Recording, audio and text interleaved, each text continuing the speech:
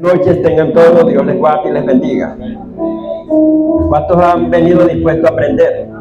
Amén. El conocimiento es poder cuando se pone por obra, en práctica, y el conocimiento es libertad, liberación cuando lo ponemos por obra. Hoy vamos a ver un tema muy interesante, sumamente importante. Se llama liberación de cautiverios. Liberación de cautiverios. Esto ha sido un tema poco conocido todavía en la actualidad, ya que muchas iglesias, ministros, desconocen este tema. Ha sido poco explorado, poco abordado. Amén. Y vemos que no debemos de ignorar y desconocer muchas cosas. Amén. Porque lo que ustedes conocen, eso lo va a hacer cautivo. Por eso es que dice, mi pueblo pereció porque le faltó conocimiento. Y mi pueblo fue llevado cautivo. Habla de cautiverio también ahí. Cautivo porque no tuvo conocimiento. La falta de conocimiento, o sea, la ignorancia, es el arma más terrible que tiene Satanás contra un cristiano. Y como lo dijo Simón Bolívar en otras palabras, y tiene razón, él dijo, un pueblo sin conocimiento y sin educación es instrumento de su propia destrucción. Esa es una frase verdadera. También aplica lo que estamos diciendo, lo que dice la Biblia. Él dijo, un pueblo sin conocimiento y sin instrucción y sin educación es instrumento de su propia destrucción. Y cada promesa que usted ignore es una bendición menos para usted. Le toca a usted y Dios se la ha dado, pero si usted la desconoce y la ignora, es una bendición menos para usted. Como dicen por ahí, que a veces, o sea, no hay peor ciego que el que no quiere ver. Amén. Y usted tiene que aprender y ver todas las cosas y conocerlas. Hay un principio de guerra en 2 Corintios 2:11, el cual dice, para que Satanás no gane ventaja alguna, pues no ignoremos sus maquinaciones. Maquinación es plan, ardides, artimañas. Una artimaña es un plan secreto, minucioso, bien elaborado, sutil, oculto. Y usted tiene, hermano, que andar con el Espíritu Santo para que nos revele todas estas cosas y leer bastante palabra. Amén, que la palabra le sea revelada. Actualmente, hermano, ha llegado mucha revelación, bastante. Estamos en el tiempo de las revelaciones. Está el tiempo de la oscuridad, pero también está el tiempo de la luz. Dice que entre tanto va llegando la noche, habrá luz, habrá un resplandor de luz. Amén. Entre tanto la noche se va viendo más oscura, los hijos de Dios tendremos luz, que es la revelación. Dice la palabra de Dios, pueden abrir sus Biblias, en Efesios capítulo 3, versículo 10. Efesios capítulo 3, versículo 10. Se lee en el nombre del Señor Jesucristo y bajo la santa unción del Santo Espíritu de Dios. Amén. Dice así el texto sagrado. Para que la multiforme, óiganlo bien, multiforme sabiduría de Dios sea ahora, o sea, en este tiempo que estamos viviendo, sea ahora dada a conocer. ¿Por medio de quién? Por medio de la iglesia, a los principados y a las potestades en los lugares celestes. Lo que habla Efesios 6:12, regiones celestes. Diferentes compartimientos en el mundo espiritual, en los aires. Amén. Entonces, es el tiempo de la revelación, cosas que estaban ocultas anteriormente. Como Cristo se lo dijo a los apóstoles, tengo muchas cosas que decirles, pero todavía, no es el tiempo, no las podéis soportar. Todavía no las pueden asimilar. En este tiempo sí.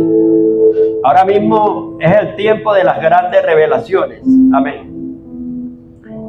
Vayámonos al libro de Isaías, capítulo 61, que nos habla de los cautiverios, que es el tema que estamos viendo hoy.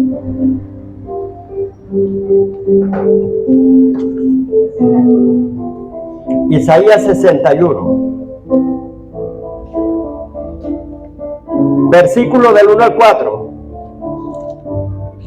De aquí se puede sacar un gran seminario, pero nada más voy a abordar lo que es el cautiverio, más nada. Y las cárceles de prisiones. Dice así el texto sagrado, 61, 1 al 4. El Espíritu de Jehová el Señor está sobre mí, porque me ungió Jehová, me ha enviado a predicar buenas nuevas a los abatidos y a vendar a los quebrantados de corazón, a publicar, repita conmigo, a publicar libertad a los cautivos. Libertad a los cautivos, o sea, liberación a los cautivos. Estamos viendo lo que es liberación de cautiverio. A libertar a los cautivos y a los presos. Apertura de la cárcel. ¿Qué es apertura? Salida. Es abrir las cárceles. Como cuando dicen, ¿quién va a aperturar el servicio? ¿Quién lo va a abrir? En otras palabras, significa lo mismo. ¿Quién va a abrir el servicio? Y aquí dice apertura, que va a abrir la cárcel. Amén. Dice, y apertura de la cárcel, a proclamar el año de la buena voluntad de Jehová y el día de venganza del Dios nuestro, a consolar a los enlutados, a ordenar que a los afligidos de Sión se le dé gloria en lugar de ceniza, óleo de gozo en lugar de luto, manto de alegría en lugar de demonio, espíritu. Amén. Un espíritu de angustia ataca a la gente. Dice, en lugar de espíritu angustiado.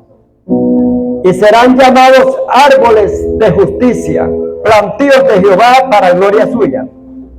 Reedificarán las ruinas antiguas. El demonio se ha metido muchas veces en una personalidad y ha hecho estragos, ha quedado asolada y en ruinas. Y el Señor, a pesar de que tú eres cristiano, que te has convertido, Él quiere restaurarte. Amén.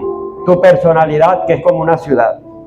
Reedificarán las ruinas antiguas, levantarán los asolamientos primero y restaurarán las ciudades arruinadas. Tu personalidad que está arruinada muchas veces. Y los escombros de muchas generaciones, escombros son maldiciones que pesan sobre una ciudad y sobre una persona también. Esto es completo, hermano. Vemos que este pasaje arroja mucha revelación. Vamos a ver lo que es el concepto de liberación. La palabra liberación significa carta o recibo que se da a un deudor cuando paga. Carta o recibo que se da a un deudor cuando paga. ¿Por qué? Porque el que debe se hace preso y se hace esclavo del otro. Por eso es que dicen, no te hagas fiador de otro. El Señor no quiere que seamos fiadores, que respondamos por otro. ¿Por qué? Quedas preso tú, quedas esclavo, o sea, de esa deuda. Entonces las deudas son como esclavitud. Por eso y caes en cautiverio. Entonces aquí dice que la carta se le da a aquel que paga la deuda. ¿Quién pagó la deuda por nosotros? El Señor Jesucristo. ¿Y cuál es la carta magna que tenemos que sacar? Colosenses 2, 14 al 15. Magna es algo grandioso, la carta más grande. Usted no oye el término Carlos Magno, Carlos el Grande. Alejandro Magno, Alejandro el Grande.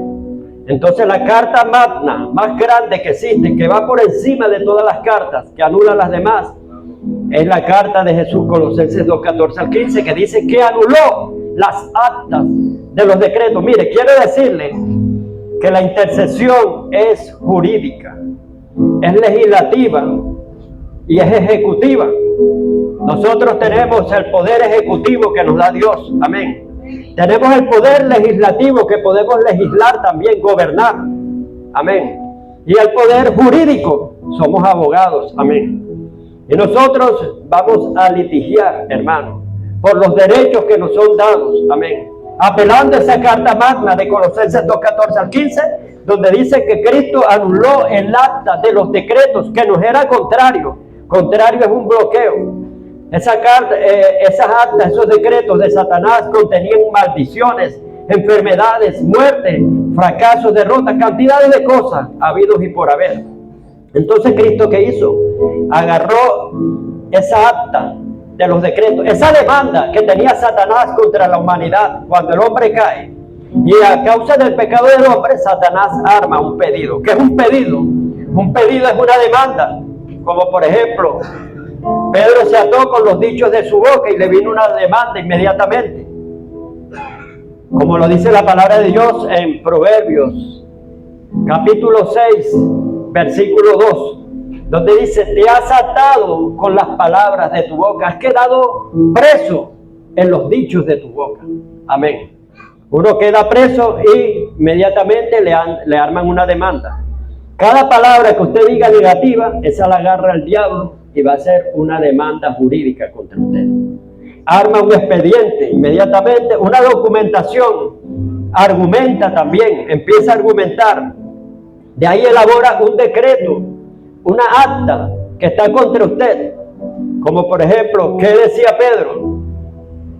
Pedro, vemos, o sea que cuando Jesús dijo que era necesario que el Hijo del Hombre tenía que morir en manos de pecadores. Amén. ¿Para qué? Para salvar a muchas almas. Es necesario que el Hijo del Hombre sea entregado en manos de pecadores. ¿Qué le dijo Pedro? Se ató con los dichos del Señor, que esto no te acontezca, Señor, que esto no te... Eso era negativo o positivo, lo que dijo Pedro. Negativo, porque estaba interviniendo para que no se cumpliera la misión, el destino profético por el cual Cristo estaba en la tierra, que vino a morir y a dar su vida en rescate por muchas almas. Ese era el gran propósito por el cual Cristo vino a esta tierra. Y Pedro, usado por Satanás, le iba a estorbar. Le dijo: apártate de aquí, Satanás, le dijo Jesús, porque me eres tropiezo, estás estorbando el plan de Dios. Y el Señor, que esto no te acontezca, yo te voy a defender. Vamos a ver. Agarraron esa palabra, hermano, y Satanás armó un acta y le pidió a Jesús mismo: dame a Pedro y a todos ellos, que los quiero zarandear como trigo. Una demanda había, y Cristo no podía, hermano, esa demanda no la podía anular. ¿Sabe por qué, hermano? La oración a mí me dice, o sea, cuando Cristo dice esta expresión: no sabes, Pedro, que Satanás me los ha pedido, ha hecho un pedido, ha hecho una demanda para zarandearlos como a trigo, mas yo he rogado, he orado al Padre para que tu fe no falte. Él no dijo: yo esa demanda yo la anulé, no, porque ya Pedro había lanzado la palabra y no se podía echar atrás. Simplemente lo que hizo Jesús fue interceder por el alma de Pedro, que no se fuera a matar como Judas. Amén. Y vemos que lloró amargamente, pero no se mató. ¿Por qué? Por la oración que había hecho Jesús. Pero Satanás inmediatamente armó un acta, o sea, un pedido. Digo, me los ha pedido, o sea, en otras palabras, ha entablado una demanda contra ti. Mas yo he rogado que tu fe no falte. Cada palabra negativa que usted haga, Satanás la agarra, hermano, y los demonios, y entablan una demanda contra usted. Entonces, vemos que Cristo anula el acta de los decretos que nos era contrario, despojando a los principados y potestades, los exhibió públicamente, triunfando sobre ellos en la cruz del Calvario. Ahora vamos a ver, bueno, también significa otro concepto de liberación: acción de poner en libertad. Liberación significa acción de poner en libertad. Ahora vamos a ver lo que significa la palabra cautiverio. Cautiverio significa privación de libertad, en la cual quedas restringido, quedas confinado en manos del enemigo. ¿Qué es cautiverio? Es vivir en la cárcel, una vida pero en la cárcel. Estás en cautiverio, confinado.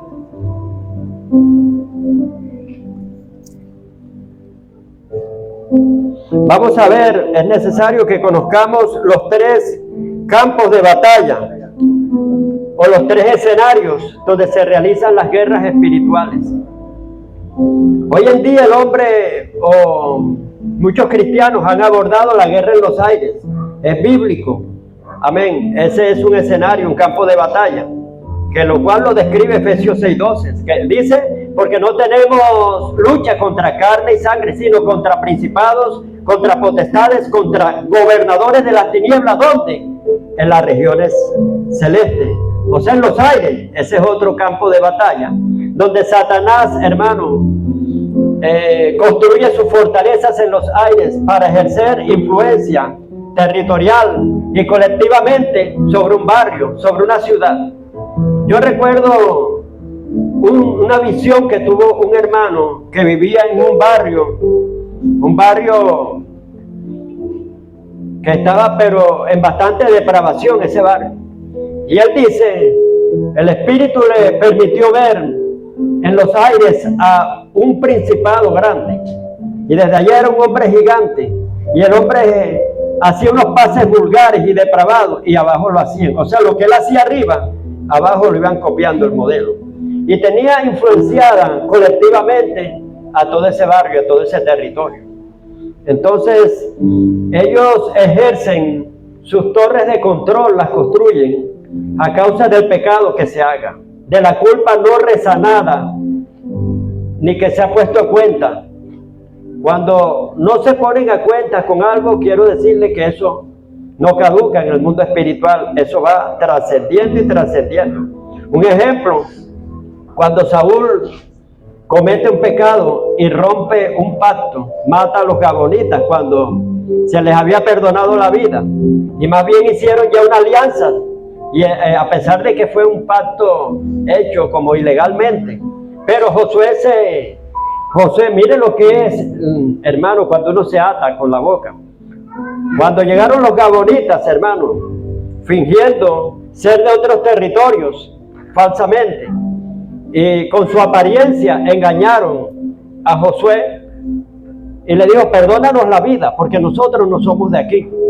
Venimos aquí para ser aguateros de ustedes, siervos, sirvientes, ser sus sirvientes, sus siervos. Josué le dijo, bueno, está bien, ya soltó la palabra. Una palabra es un documento hablado, escrito en el mundo espiritual, como lo dice la palabra de Dios en el Salmos 45, versos 1 y 2. Dice, dirijo mi cántico al rey, mi lengua es una pluma ligera, como lengua de escribiente. Una pluma ligera, o sea, va escribiendo y eso queda con tinta indeleble, escrito en el mundo espiritual. Y entonces vemos, o sea, que Josué se ató con los dichos de su boca. Al atarse, hermano, ya no pudo, cuando descubrió que había sido engañado, ya no pudo retractarse ni echarse atrás. Se ató con los dichos de su boca. Entonces, vemos, hermano, que Satanás construye las fortalezas a causa del pecado que no ha sido enmendado ni resanado, no ha habido restitución. Y eso va corriendo en los aires hasta que alguien se pare, o una generación, otra generación, y rompa. Se levanten los hijos de Dios, porque la tierra gime de parto, esperando la manifestación de los hijos de Dios, porque la tierra cae en maldición por causa del hombre, no por ella misma, lo dice la Biblia en Romanos, amén. Dice, sino que la tierra cayó en maldición por causa del hombre. Cuando vino Dios y le dijo a Adán, por tu culpa, por cuanto has pecado, maldita será la tierra, por causa del hombre, no por ella misma. Y dice, con tus fornicaciones, lo dice en Jeremías 2, has contaminado, has manchado la tierra que en contaminación y en maldad, por causa de los que ellos habitan, lo dice el Salmo 127 ya, en el último, uno de los últimos versículos del Salmo 107, dice que viene maldición, se retrae todo, viene una sequía, viene de todo. Y dice, por causa de los que en ella habitan, o sea, por causa del hombre. La tierra va a responder al estado del hombre. La tierra cae en cautiverio si el hombre está libre, pero si el hombre está atado, hermano, si está libre, vemos que recibe libertad, pero si está atado, va a estar cautiva la tierra. Bueno, ese es un campo de batalla, del cual hoy no vamos a hablar casi. Está el otro campo de batalla, que es la mente, y ustedes ya lo conocen, que está en 2 de Corintios, capítulo 10, versículo del 3 al 5. Dice que aunque andamos en la carne, en este cuerpo de carne y hueso, no militamos en él, sino habla de milicia. Milicia es una guerra, no militamos en la carne. Aunque andamos en la carne, usted no va a guerrear en la carne, milicia, amén. Sino las armas de nuestra milicia, vuelve a hablar del término militar, que estamos en una guerra, y habla de armas. Son potentes, poderosas en Dios para la destrucción de fortaleza, derribando todo argumento y todo aquello que se levanta contra el conocimiento de Dios, llevando cautivo, habla de pensamiento, y los pensamientos están en la mente, o sea que es una guerra en la mente. Llevando cautivo todo pensamiento a la obediencia a Cristo Jesús. Y estando, en el 6 dice, estando prestos a castigar toda desobediencia, pero cuando tú seas obediente, cuando te sujetes, cuando vuestra obediencia sea perfecta. Y dice la palabra de Dios en Romanos 16, ya en el último versículo, dice, y Dios aplastará en breve a Satanás bajo vuestros pies, pero cuando vuestra obediencia sea perfecta. Dice, vuestra obediencia ha sido notoria y me han dado testimonio de vuestra obediencia. Y Satanás, Dios aplastará en breve, instantáneamente, inmediatamente a Satanás bajo vuestros pies. Amén. La obediencia es importante, hermano. Vamos a dejar lo que es la mente y lo que es los lugares celestes para abordarlo otro día. Seguimos en el tercer escenario, que es el inframundo, que es el que vamos a ver hoy, que equivale a infierno. Es un lugar geográfico y es un lugar espiritual, del cual poco se ha estudiado. Se ha estudiado haciendo guerra en los aires y guerreando en la mente, pero este campo ha sido poco explorado y es de donde reside todo el mal. Amén. Que ahorita lo vamos a ver a través de un salmo, de un guerrero que le escribió el salmista Asaf, hijo de Coré, pero no de Coré el rebelde, no. Este es otro, los hijos de Coré que ministraban en la presencia de Dios. Ahora vamos a ver dónde se encuentra el reino este reino de tinieblas. Porque hay algo en guerra espiritual que usted tiene que localizar el campo del enemigo. Si usted no lo localiza, está dando golpes al aire, como dijo el apóstol Pablo en 1 Corintios 9:26. Si yo corro, no a la aventura. Si yo peleo, no es dando golpes al aire. O sea, no daba golpes al aire. Él sabía dónde conectaba los golpes y quién era su enemigo. Hay que identificar al enemigo y dónde está localizado el enemigo y darle golpes ahí. Amén. Pero si no, la intercesión no es efectiva, es puro ruido y pura bulla, nada más. Pero no hay efectividad, puede gritar, puede alardear, puede decir los mejores versículos, pero si no identifica el campo del enemigo y no identifica quién es el enemigo, no podrás hacer nada. Jesucristo lo dijo en Marcos 3:27, porque nadie puede entrar en la casa de un hombre fuerte y saquear todos sus bienes. Sí, primero no le ata. Tienes que identificar el hombre fuerte y atarlo. ¿Qué es atar? Atar, usted sabe que es amarrar. El término amarrar es restringir, es confinar. Quedar sin espacio. Cuando alguien lo meten en una prisión, no puede moverse mucho, nada más está en ese cuadrito, así, en esa prisión. Y de ahí no puede hacer más nada, queda restringido. Entonces, cuando usted ata, usted está restringiendo al enemigo también.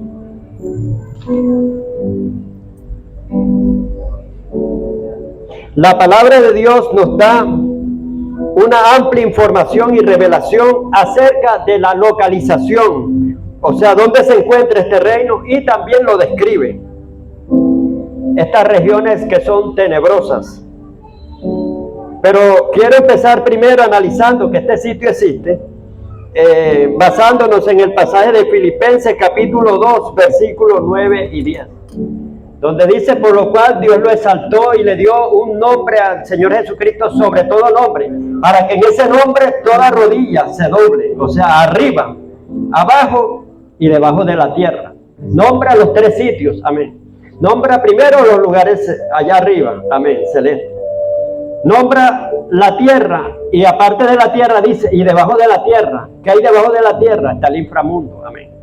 Jesucristo. O sea que todo tiene que doblarse y someterse al señorío de Cristo, hasta lo que está en el inframundo, debajo de la tierra. Lo cual quiere decir que este sitio sí existe.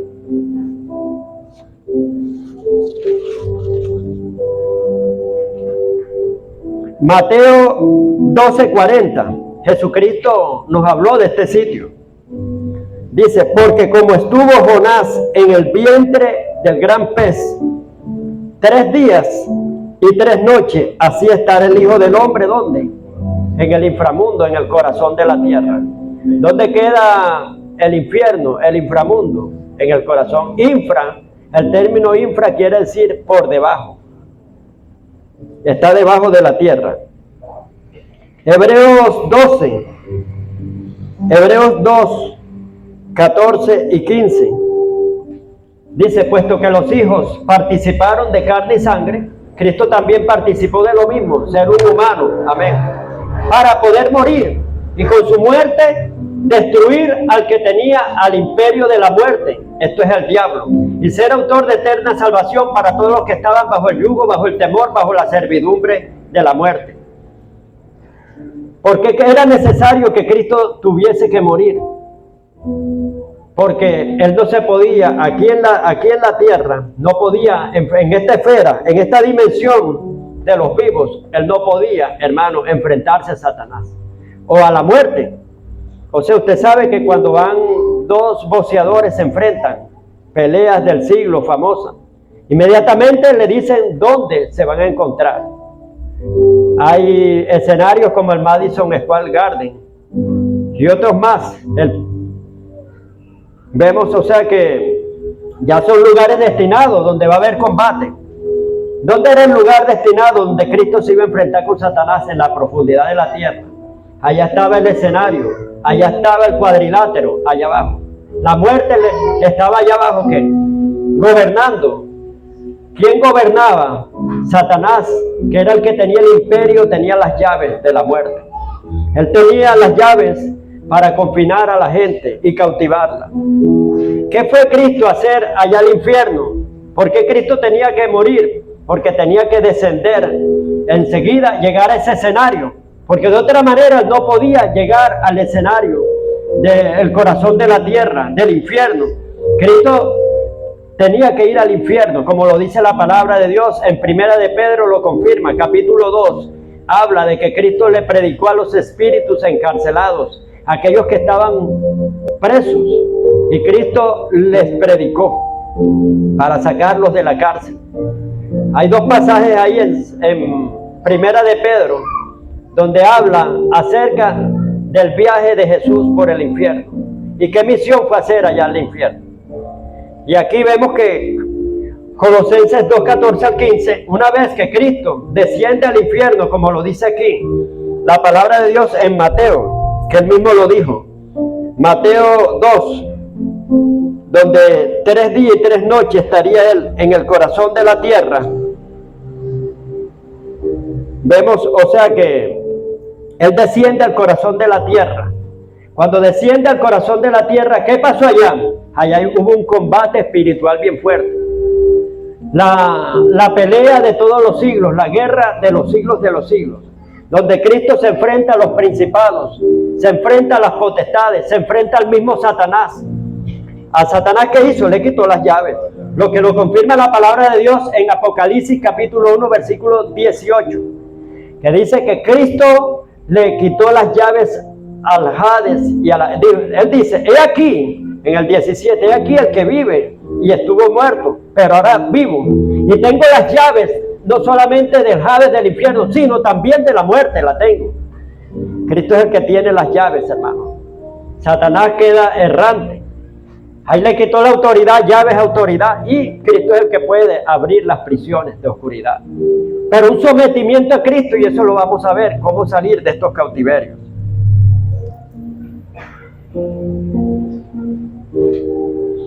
Vamos a ver cómo son estos sitios. Job capítulo 10, versículo 21 y 22.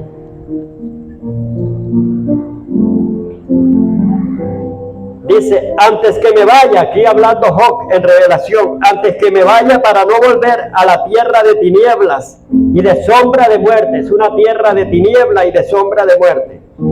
Tierra de oscuridad lóbrega, opaca, como sombra de muerte y sin orden. Allá no hay orden, hermano, allá hay un desorden, pero acá hágase todo decentemente y en orden, dice el Señor. Amén. Nosotros los cristianos debemos de ser ordenados, pero allá en el infierno, allá no hay orden, cuya luz es como densas tinieblas, la oscuridad más fuerte que hay. También nos lo describe la palabra de Dios en Job 12, 22. Él descubre las profundidades de las tinieblas y saca a la luz la sombra de muerte. También nos lo confirma la palabra de Dios en el libro de Job, 38, capítulo 38.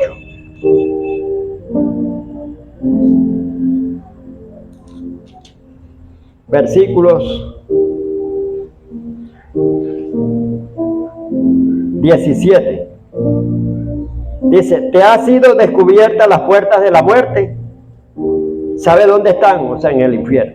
¿Y has visto las puertas de la sombra de muerte? Le pregunta Job. ¿Has considerado tú hasta las anchuras de la tierra? Declara si sabes todo esto, porque Job creía que conocía a Dios, pero no lo conocía. En el 19 dice, ¿por dónde va el camino de la habitación de la luz y a dónde está el lugar de las tinieblas? Hay muchos pastores y ministros que no saben, desconocen estos lugares.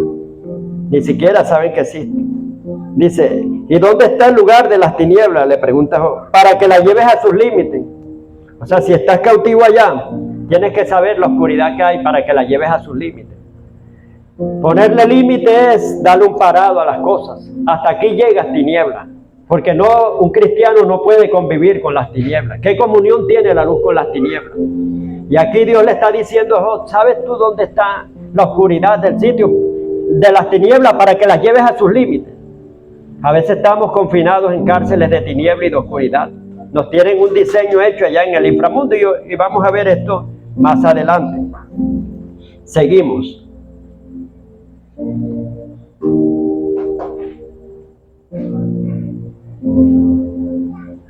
Es muy importante analizar bien esta escritura, la que vamos a leer ahora. Esta escritura es clave, la cual nos da una amplia información acerca de la misión y función y propósito de este tenebroso lugar, el cual es el Salmo 74, versículo del 1 al 8. Antes de leerlo, de antemano le digo que este salmo lo escribió Asa, que era hijo de Coré, pero no Coré el rebelde. Amén. Usted sabe que eran cantores de Dios y escribían salmos, escribieron muchos salmos los hijos de Coré. Este se llama Asa, hijo de Coré, el cual llama al Señor para que se dirija sus pies a los asolamientos eternos. Asolamientos eternos equivale a infierno y el inframundo. Que dirija sus pasos a ese lugar infernal, porque es desde ese lugar donde se origina todo el mal. La causa de los males se origina ahí en el inframundo. ¿Para destruir a quién? A las iglesias, a las sinagogas y las otras cosas de la tierra. Vamos a leer el Salmo 74.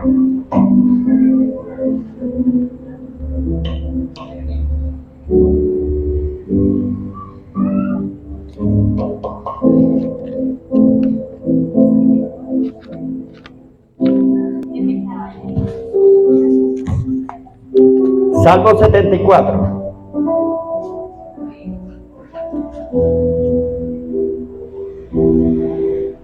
Versículo 2 al 8. Dice, acuérdate de tu congregación. Aquí está clamando Asa, el salmista. Acuérdate de tu congregación, la que adquiriste desde tiempos antiguos, la que redimiste para hacerla la tribu de tu herencia. Este monte de Sión donde has habitado. Mire lo que le pide Asa a Dios, clamando, porque los salmos eran oraciones cantadas también. Dice, dirige tus pasos a los asolamientos eternos. Señor, ve allá a los asolamientos eternos. No es otra cosa que el infierno.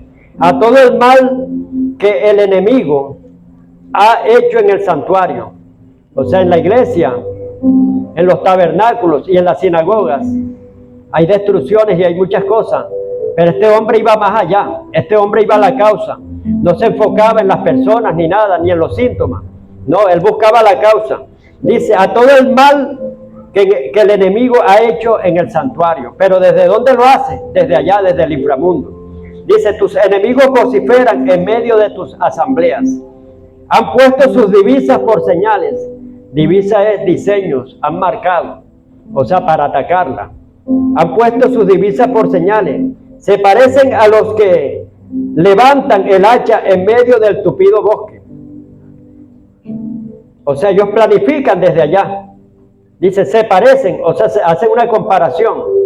¿Cómo atacan? O sea, en ese tiempo las guerras eran en los bosques, ponían celadas, emboscadas, enemigos físicos. Pero él compara esos demonios que están allá en los asolamientos eternos, que allá están planificando cómo destruir. O sea, lo que hacen en lo físico, desde allá lo están moviendo. O sea, tiene su origen allá en el inframundo. Centro de planificación está en el inframundo. Y ahora con sus hachas y martillos han quebrado todas sus entalladuras. Quizás eso lo hicieron ya personas físicas, pero inspirados por Satanás desde allá abajo, desde el centro de planificación. Han puesto a fuego tu santuario. Muchas veces una iglesia se incendia por el brollo y el chisme. No es necesario que le echen candela. La lengua es un mundo, o sea, que incendia el mundo entero. Entonces dice, han puesto a fuego tu santuario. Han profanado el tabernáculo de tu nombre, echándolo a tierra. Dijeron en su corazón, destruyámoslas de una vez. Han quemado todas las sinagogas de Dios en la tierra. ¿Por qué contra las sinagogas? Y hablan tanto de las sinagogas que equivale a iglesia. Porque Satanás sabe que sabe, hermano, que el único que lo puede detener es la iglesia, más nadie. Él sabe que en la iglesia está el gobierno de Dios. No tanto en los militares, no tanto en el cuerpo policial, sino es en la iglesia. Y el blanco es la iglesia, porque es la única que lo puede detener. Escrito está que las puertas del Hades no podrán prevalecer contra la iglesia. Dice que Mateo 16:18 dice que las puertas del infierno, en las puertas haya gente que son los demonios, que quieren detener las bendiciones. Dice, las puertas del Hades no prevalecerán contra la iglesia. Vemos que dice la palabra de Dios en Josué capítulo 1, versículo 5, que nadie te podrá hacer frente. Lo dice la palabra de Dios en Jeremías 1:17 en adelante. Dice, he aquí que te he puesto como ciudad fortificada. Te he puesto, o sea, la iglesia es una ciudad fortificada. Columna de hierro, muro de bronce, pelearán contra ti, mas no te vencerán, porque yo estoy contigo para defenderte de la mano de los fuertes y de los poderosos. Dice la palabra de Dios en Jeremías 15:19, dice también lo mismo, porque aquí que te he puesto como columna de hierro, muro de bronce, pelearán contra ti, lo mismo, y no te vencerán. O sea que la iglesia, pero la verdadera iglesia, la iglesia original, la iglesia genuina, la iglesia que no se vende al mejor postor, como la iglesia representada por David en aquel tiempo que se enfrentó al gigante. Y el gigante representaba las puertas del infierno y no prevaleció. Cuando se enfrentaron los tres jóvenes, Sadrach, Mesach y Abednego en el horno de fuego, vemos que la iglesia de Cristo representada por ellos sí prevaleció. Amén. Vemos que cuando David se enfrenta al gigante, prevaleció. Cuando la iglesia representada por Daniel en el foso de los leones, Satanás el león rugiente, vemos que prevaleció la iglesia. Los leones no pudieron hacerle nada, hermano. Esa es la verdadera iglesia genuina, la que no se vende al postor ni a las ofertas de las tradiciones ni de las cosas. Yo me preguntaba esta palabra, decía, ¿por qué hay tantos cristianos tan derrotados? Cuando la palabra de Dios dice, ¿qué pasó ahí? Yo le preguntaba a Dios, dice que las puertas del infierno no prevalecerán contra la iglesia, porque la mayoría no son iglesias verdaderas y por eso es que están en derrota. Pero la iglesia verdadera, hermano, es la que triunfa. La pueden meter en el foso de los leones, en el horno de fuego, le pueden soltar los gigantes que sea, pero va a salir vencedora. Amén. Vemos que, o sea, estoy hablando de la autoridad como iglesia. Dice la palabra de Dios en Lucas 10:19, porque he aquí os doy poder y autoridad para hollar serpientes, escorpiones y toda fuerza contraria del enemigo y nada os dañará. Lucas 9:1 dice, y les dio autoridad sobre todos los demonios, inclusive hasta Satanás. Vemos que dice la palabra de Dios en Ezequiel 28, del 7 al 10. Porque aquí, le dijo a Satanás, le lanzó un juicio, una sentencia. Yo traigo sobre ti los fuertes de las naciones, no es Israel, sino nosotros, los incircuncisos. Los fuertes de las naciones que desenvainarán sus espadas, la Biblia, la palabra, contra la hermosura de tu esplendor, con esplendor de fama, contra toda tu fama. Dirás delante del que te mate, Satanás va a tratar de defenderse. Yo soy Dios, va a decir.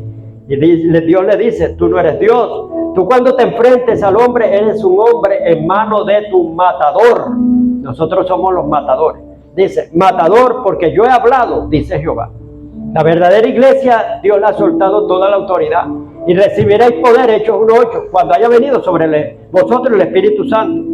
Romanos 8:31 habla que si Dios está con nosotros, con la verdadera iglesia, ¿quién contra nosotros? Romanos 8:37, que en Cristo Jesús somos más que vencedores. También dice que todo, Filipenses 4:13, que la iglesia todo lo puede en Cristo, porque Cristo le fortalece. Amén. Dice la palabra de Dios en 2 de Corintios 2:14 al 15, gracias sean dadas a Dios por medio de Cristo Jesús, quien siempre nos lleva de triunfo en triunfo.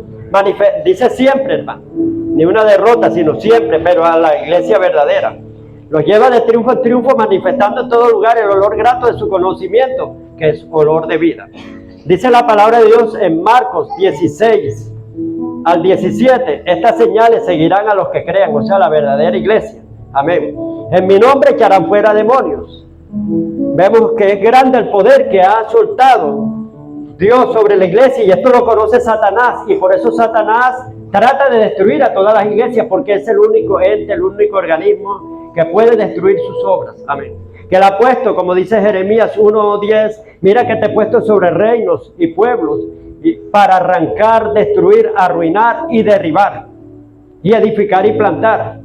O sea, hay un poder bien grande que lo han soltado. ¿Y que hacen los demonios? Donde hay una iglesia, inmediatamente, ya esa iglesia que nace, la ponen allá y la tienen en cuenta para destruirla. Empiezan a hacerle diseños destructivos allá, para lograr incendiarla en brollo, en chisme, caigan en murmuración, caigan en adulterio, en fornicación, caiga una apatía. Desde allá le hacen bloques de hielo, los enhielan, como un hermano que llegó aquí a Venezuela y le pregunta a alguien que fue satanista, y empezaron a pasear por la montaña del Sorte.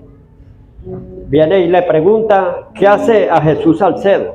Viene y le pregunta, ¿y qué hacen esos brujos ahí? ¿Por qué tienen tanto hielo? No, porque están enhielando a los cristianos, o sea, los están poniendo fríos, bloques de hielo. Iglesias también hacían maquetas y de todo, para poner frialdad tremendamente. Entonces el blanco número 1, hermano, es la iglesia. Y desde allá es donde hacen los diseños de maldad. Por eso fue que dijo, Señor Asad, dirige tus pasos a los asolamientos eternos y mira todo el mal que han hecho a nosotros las iglesias. O sea que el mal viene de allá, o sea, lo originan de allá, hacen los diseños y los activan aquí en la tierra.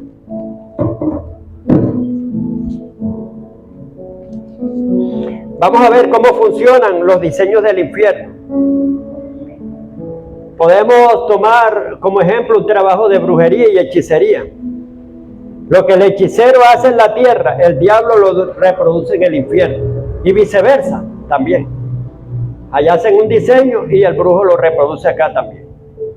Este principio lo sabe Satanás y se copió de él. Mateo 18:18 dice que todo lo que atáremos nosotros los cristianos aquí en la tierra, inmediatamente el cielo responde, que gobierna allá. Y lo ata inmediatamente, o sea, el cielo va a responder al movimiento de la tierra, inmediatamente, instantáneamente, eso es automáticamente. Amén.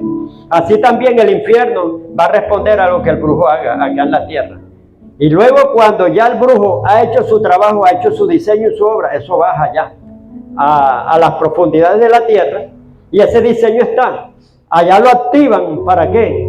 Para influenciar a la persona que le hicieron la brujería, la hechicería. Y no es necesario, hermano, que hagan brujería y hechicería, sino ellos hacen una maqueta, hacen un diseño y desde allá lo influencian a la persona que está en cárceles de tinieblas. Ahorita vamos a ver cómo una persona puede ser confinada en esas prisiones. Hay varios motivos.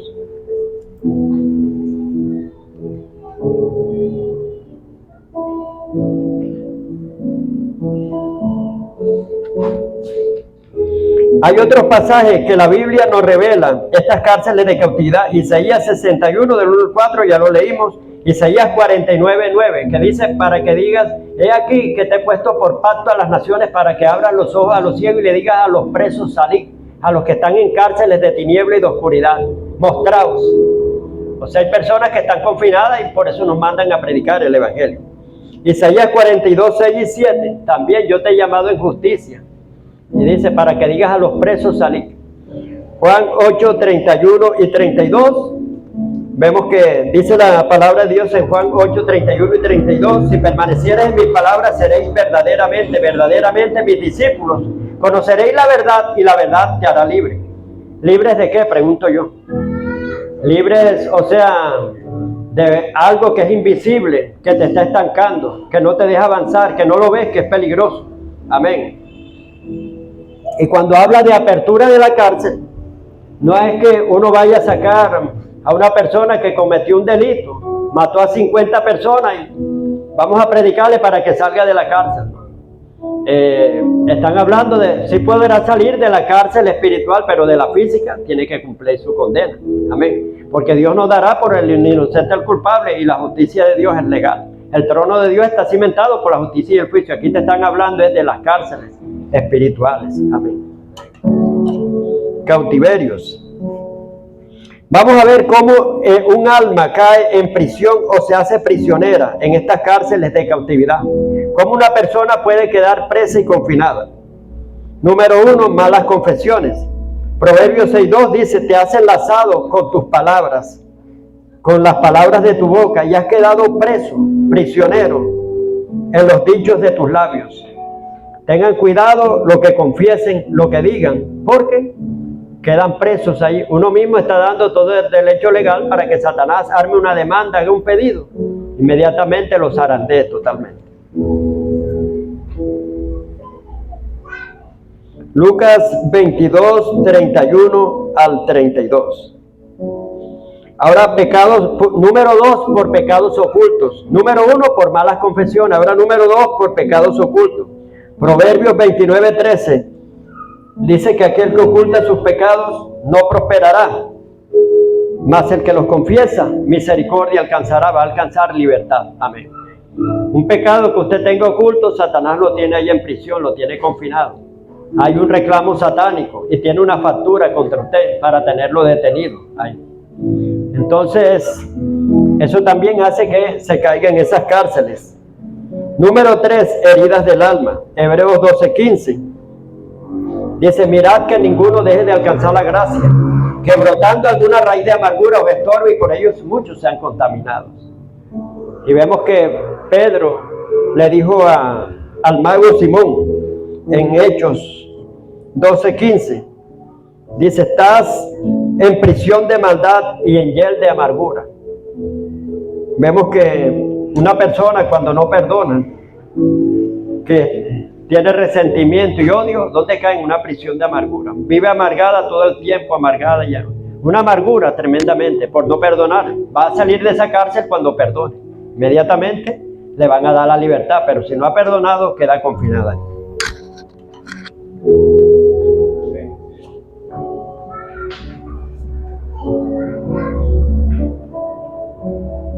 Número 4, maldiciones generacionales. Personas que nacen en cautiverio.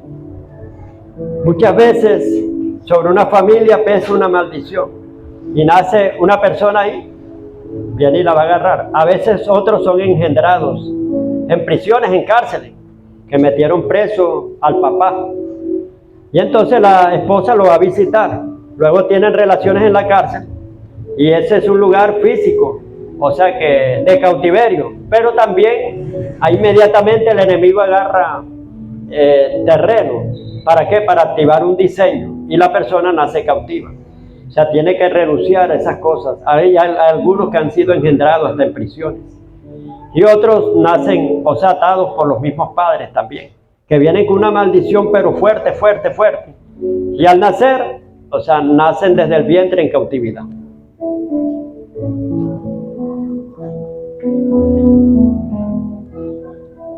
Número 5, participar en el ocultismo. Voy a tocar nada más, a citarle estos 5 puntos. Hay cantidades por las cuales una persona puede caer en cautiverio. Por participar en ocultismo. Levítico 19:31. El ocultismo es todo lo que tiene que ver con la brujería y la hechicería. Dice, no os volváis, no vayas a los sitios, o sea, donde hayan brujos y hechiceros, que tengan consultorio, no te consultes con ellos ni le preguntes porque te vas a contaminar con ellos. El hecho de que usted le pregunte a un brujo, ¿qué me está pasando? ¿Qué cree usted que me está pasando? Ya lo está consultando. Entonces los brujos trabajan con demonios y usted se va contaminado para su casa, se lleva el poco de demonios para su casa y ahí le viene una maldición bien fuerte. Número 6. Este es importante que lo diga. Muchas personas caen en estas prisiones de oscuridad por un trauma fuerte que le pasó, una desilusión, porque también un accidente, quizás una situación fuerte, se le murió un familiar, quedan en cárceles de tristeza, confinados. Lo atracaron también. Hay personas que a veces no vuelven a ser los mismos. Conocí a un señor, hermano, que el señor era contador y abogado. Ese era un señor, o sea, que era muy audaz, se veía hasta valiente. Y él llegó a tener propiedades muy buenas. Yo siempre que pasaba a evangelizar, a veces hablaba con él. Luego, después pregunto por él, no, ahí está. Le había pasado algo que lo atracaron y se le murió la mamá y se le murió una hermana. Y enseguida el mundo de él quedó todo así, lo confinaron en cárceles de oscuridad. Ese señor quedó, que hermano, que los nervios se le alteraron, una inseguridad, un complejo, no salía ni a la puerta ni nada, ni siquiera quería asomarse a la puerta. Y duró muchos años y murió en esa cárcel de oscuridad. Entonces, a raíz de traumas que le suceden a la persona. Entonces queda confinada y el diablo aprovecha, le fragmenta el alma. ¿Cómo se fragmenta el alma? En el alma hay un ADN espiritual. Y ese ADN contiene un archivo, un registro de comportamientos y de muchas cosas y situaciones.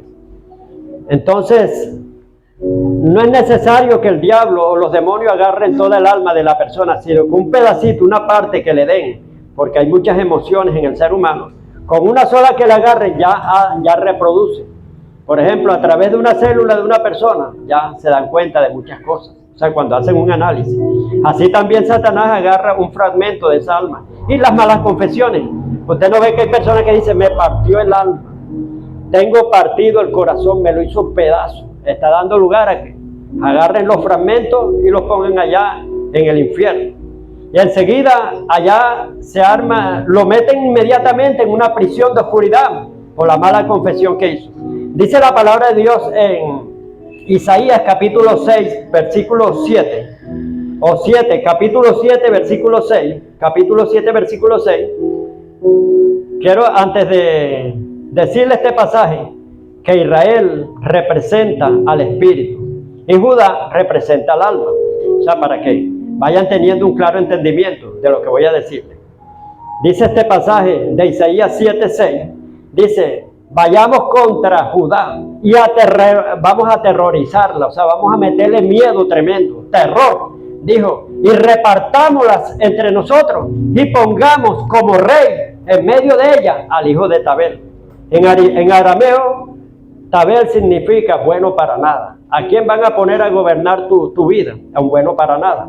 En ese señor que yo les cuento a ustedes que era audaz, metieron al hijo de Tabel. A bueno para nada, se volvió un bueno para nada que no. Ahí tenía nervios de asomar, no volvió a trabajar más nunca. Y se desligó de todas las cosas, no quería visitar a nadie. Estaba encerrado, confinado. ¿Quién estaba gobernando su personalidad? Un hijo de Tabel, que significa bueno para nada. Le ponen una persona inservible, o sea, un espíritu inservible, un espíritu de complejo de inferioridad, que yo no sirvo para nada, no, que ya esto no es más de aquí, mi vida, empiezan a confesar que su vida está destruida. Entonces está gobernando un bueno, después que era una persona audaz, pero ya cambiaron ya de el gobernante en esa personalidad. Ya la otra personalidad la neutralizaron. Cuando dice vayamos contra Judá, es una ciudad, aterroricémoslas y repartámoslas. Tu personalidad es comparada con una ciudad también, es amplia. Mire, le doy un claro ejemplo, cómo la personalidad es tan amplia, que dice la palabra de Dios en, la liberación del endemoniado gadareno. ¿Cuántos demonios tenía? Algunos dicen 2000, pero 2000 es bajito, porque una legión va de 2000 a 6000. Era un militar que gobernaba una tropa de legión, que la legión iba de 2.000 a 6.000. Pero vamos a dejarlo en la mitad, 4.000 demonitos nada más. O sea, ni para allá ni para acá, sino en la mitad vamos a dejarlo. ¿Cuántos cabían en el espíritu de ese hombre? O en el alma de ese hombre. 4.000 demonios, que Cristo lo dice literalmente, amén. Porque le preguntó, ¿cómo te llamas? Y dijo, Legión, porque somos muchos, eran muchos. ¿Cómo cabían 4.000 demonios en una sola persona? Tremendo, hermano. Y eso no es nada, hay legión de legiones, o sea, varias legiones en un cuerpo. Cuando alguien está en hechicería y en brujería, tiene una alta contaminación de demonios, que tiene hasta legiones también. Muchos, no solamente una legión. Pregunto yo por este ejemplo que he puesto aquí, ¿tu personalidad será pequeña? La comparan una ciudad. El sabio Salomón comparó la personalidad de una persona con una ciudad. Eso está en Proverbios 25-28, que dice, como ciudad derribada y sin muros. O sea, el enemigo se metió igual que aquí, o sea, en Judá, que la destruyó toda, la asoló y la dividió. Dice, como ciudad derribada y sin muros, es el espíritu del hombre, cuando no tiene rienda, cuando no tiene freno. Ya no puede, han entrado muchos demonios que ya ese hombre ya no se gobierna al mismo. Lo gobiernan solo los demonios. Y es lo que le llaman la bipolaridad. Oye, hoy está de un estado de ánimo, mañana de otro. Hay muchas personalidades de él. Si cambia esa persona. ¿Por qué? Porque ya no tiene una personalidad estable.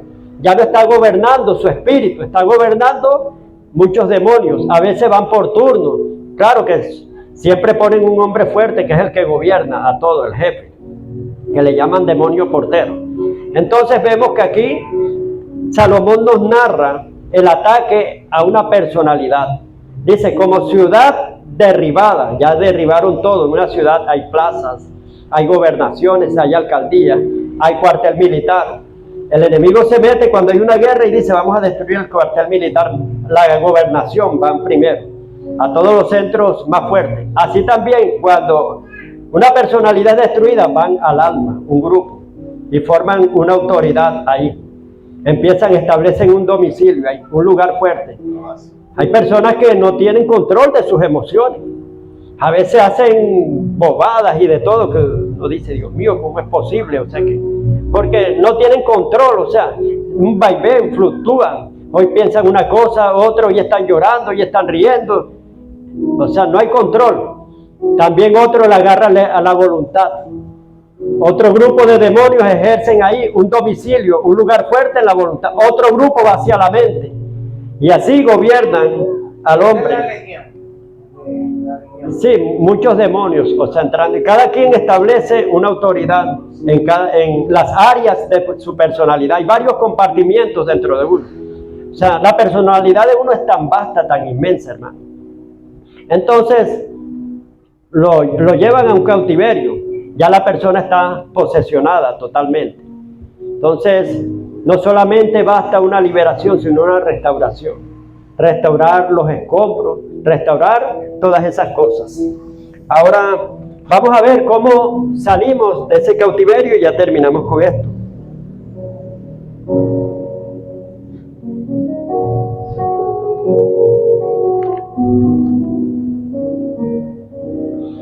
Número 1. Usted tiene que reconocerlo primero, identificarlo. Identificar quién está gobernando en usted, quién está gobernando sus emociones, quién gobierna su voluntad y quién gobierna su mente. Identificarlo. Número 2, arrepentirse. Porque si no hay arrepentimiento, Dios no trata con usted. Dice, arrepentíos y convertíos, para que sean borrados vuestros pecados y vengan tiempos de refrigerio. Eso está en Hechos capítulo 3, versículo 19. Arrepentíos y convertíos, para que sean borrados vuestros pecados y vengan refrigerio. Una persona que tiene muchos demonios así, no tiene refrigerio, no tiene una vida en abundancia. Arrepentimiento, humillación, confesión, pedir perdón y conversión. Tiene que convertirse. El Señor manda a arrepentirse y a convertirse. No solamente arrepentirse, sino arrepentíos y convertíos, para que sean borrados vuestros pecados y vengan tiempos de refrigerio. Número 2, siendo un verdadero discípulo. ¿Quiénes son los que alcanzan la libertad? Los verdaderos discípulos. Dice la palabra de Dios en Juan 8, 31 al 32, si permanecieres en mí, dice, seréis verdaderamente mis discípulos, conoceréis la verdad, ya siendo discípulos, y la verdad te hará libre. O sea, ¿qué es un discípulo? Es el que recibe una enseñanza, la vive, la practica y sigue al que le está dando la enseñanza. Aquí tenemos que seguir a Cristo, permaneciendo en la palabra. Ya la palabra tenemos que vivirla, ser un estilo de vida en nosotros, no solamente guardarla. Primero, oírla. Segundo, guardarla. Y tercero, ponerla por obra. Ese es un verdadero discípulo. El que sigue las enseñanzas a cabalidad de su mentor, de su maestro. Nosotros seguimos a Cristo a través de la palabra. Entonces, vemos que permaneciendo en la palabra nos convertimos en verdaderos discípulos. Mire, aquí hacen diferencia porque dice, seráis verdaderamente mis discípulos, porque hay falsos discípulos. Pueden tener muchos años en la iglesia, pero hay muchos que no están pegados a la visión. Esos no son discípulos, hermanos. Discípulo es el que sigue de cerca a su maestro, está pegado en todo, en todo. Así nosotros tenemos que estar pegados en todo en Cristo. Amén. Y dice, conoceréis la verdad y la verdad te hará libre. Pero cuando seas verdaderamente un discípulo, vas a conocer la verdad. Pero cuando no eres un verdadero discípulo, no vas a conocer la verdad y vas a seguir atado. Amén. Número 3, permanecer y vivir en la verdad o la palabra. Usted tiene que rescatarse por medio de la palabra. Número 4, comunión, relación, intimidad con el Espíritu Santo. Tiene que tener una comunión, una relación, una intimidad con el Espíritu Santo.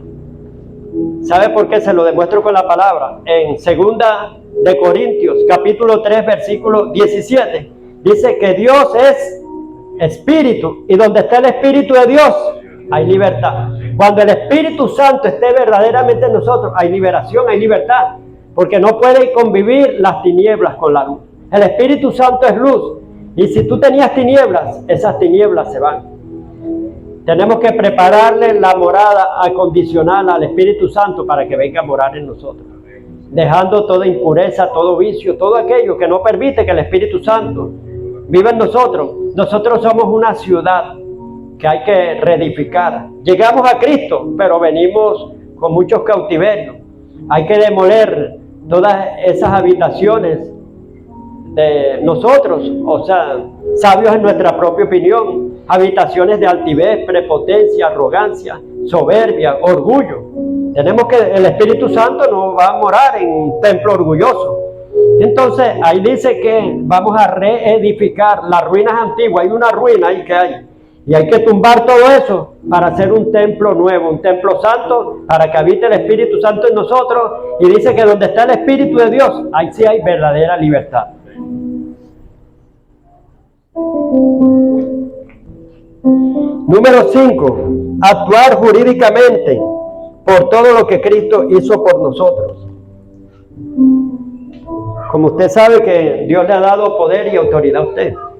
Y nosotros podemos estar en la rama ejecutiva, rama jurídica y rama judicial. Amén. Y ya yo se los expliqué. O sea que usted jurídicamente, usted empieza a derribarle, claro, ya después de haberse arrepentido y ser un discípulo verdadero y ser un templo santo del Señor, empieza a derribarle las obras a Satanás. La demanda que él le tenía contra usted se la anula. Amén. Mediante la palabra. ¿Cómo así? Basado y fundamentado en lo que Cristo hizo por nosotros, sacando la carta magna de Colosenses 2:14 al 15 y de Gálatas 3:13, donde nos redimió de toda maldición. Y que Cristo vino a dar apertura de la cárcel. Usted empieza a echar mano, a apelar a todos los versículos, hermano, a todos los artículos que son los versículos, o sea que le dan a usted toda la garantía y le dan la base, hermano, para anular las demandas del enemigo. Amén. Por eso es que dice, conocerás la verdad y la verdad te hará libre. Tenemos que tener una vivencia en la palabra y así, hermano, vamos a salir de esas cárceles, de esa prisión, y vamos a vivir verdaderamente una vida en abundancia. Hay muchos que, a pesar de ser cristianos, no están viviendo esta vida en abundancia, viven de fracaso en fracaso, no son lo que ellos quieren hacer porque tienen confinado allá y les tienen un diseño todavía. Entonces, verdaderamente, hermano, los esclavos que aman las cadenas nunca serán libres, pero los que odian y aborrecen las cadenas, esos serán libres. Deje de alimentar ese demonio y el demonio será de usted y usted soltará ese mal hábito que es donde el enemigo lo tiene posesionado. ¿Cómo se va un demonio? Cuando usted deja de pecar en ese mal hábito que tenía. El demonio se debilita porque ellos se alimentan a través del pecado y dice, me voy a buscar a otro que sí me alimente porque aquí me estoy muriendo, dice, y se va inmediatamente. Amén. Entonces conoceremos la verdad y la verdad nos hace libres. Dios les guarde y les bendiga. Amén.